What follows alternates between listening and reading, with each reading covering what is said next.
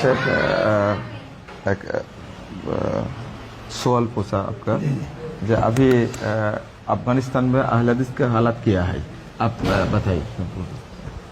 افغانستان میں جب سے طالبان کی حکومت آئی ہے ہمارا خیال یہ تھا کہ طالبان کی حکومت آئے گی تو یہ اسلام کا نام لے رہے تو یہ ہمارے لیے اہل حدیث کے لیے سلفیوں کے لیے خیر کا باعث ہوں گے. ہماری ہر ایک کے بارے میں حسن ظن تو ہوتا ہے لیکن پتہ اس وقت چلتا ہے جب آپ ان کے ساتھ معاملات کرتے ہیں. جب کوئی پاور میں آتا ہے پھر سمجھ آتی ہے کہ اگلا آپ کے بارے میں کیا نظریہ رکھتا ہے. جب طالبان کی حکومت آئی سلفی علماء کا قتل شروع ہوا. 100 سے زیادہ جید سلفی علماء کرام کو قتل کر دیا گیا. انا للہ و انا الیہ راجعون. سینکڑوں ہماری مسجدیں ان کو تالے لگا دیے گئے. مساجد کو تالے لگائے, مساجد بند ہو گئی. مدارس ان کو بند کر دیا گیا. بڑے بڑے ہمارے شیوخ شیخ متوکل جیسے اور ان کے کئی رفقا بے دردی کے ساتھ شہید کر دیے گئے. انا للہ و انا الیہ راجعون. ہم نے ان کو اس طرح متوجہ کیا. مرکزی جمعیت اہل حدیث پاکستان نے وفد تشکیل دیا. ہم یہاں ان کے سفیر سے ملے, ہم یہاں ان کے مندوب سے ملے. میں نے جا کر ان کے بہت اہم ترین بندے سے ملاقات کی, ذاتی طور پر ملاقات کی, اور ان کو جا کر ہم نے کہا کہ آپ اہل حدیث کو کیوں مار رہے ہیں. انہوں نے بڑا گھنونا الزام اہل حدیثوں پہ لگایا. انہوں نے کہا اہل حدیث داعش ہے. اور بھائی داعش تو تکفیری لوگ ہیں, ہم تو تکفیری نہیں ہیں. اہل حدیث کی دعوت یہ صرف قرآن و سنت کی دعوت ہے, قرآن و حدیث کی دعوت ہے. افغانستان کے اندر اہل حدیث آج آزمائش کا شکار ہے, آج پریشانیوں کا شکار ہیں. دو صوبے ہر دور کے اندر اہل حدیث کے پاس رہے.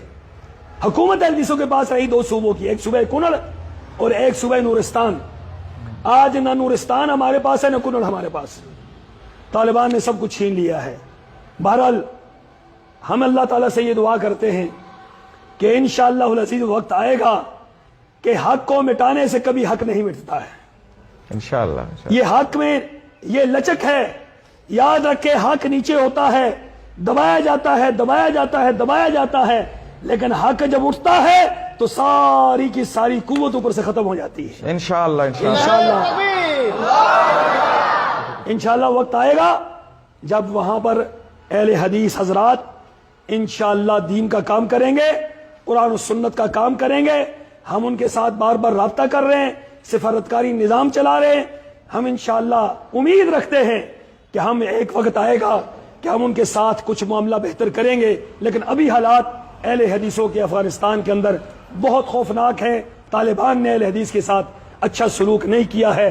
ہمیں ان سے شکوہ بھی ہے, شکایت بھی ہے, اور ان سے ہمارا مطالبہ بھی ہے کہ اہل حدیث علماء کے جو قاتل ہیں ان کو گرفتار کیا جائے, ان کو پکڑا جائے, اہل حدیث مساجد کو کھولا جائے, مدارس کو کھولا جائے, تاکہ وہاں پر اہل حدیث کھل کر دین کا کام کر سکے.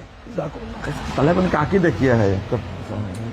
بنیادی طور پر یہ لوگ یہ صوفی حنفی ہیں. صوفی حنفی سمجھتے ہیں؟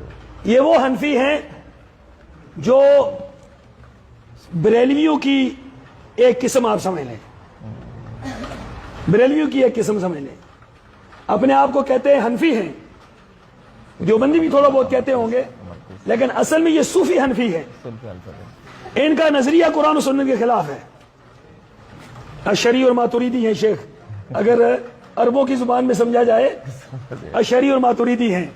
اور اشعری اور ماتریدیوں کے بارے میں ہمارے سلف کا ہمارا کیا نظریہ ہے یہ شیخ جانتے ہیں. আশারি আর মাতুরিদি আমি বক্তব্য দেই না, শেখ সেটাই বলছেন. মাশাআল্লাহ, জাযাকুমুল্লাহ খাইর, বারাকাতুহু, আকরামাকুমুল্লাহ, কাতাবাল্লাহু আজরাকুম ওয়া রাফা কদরাকুম.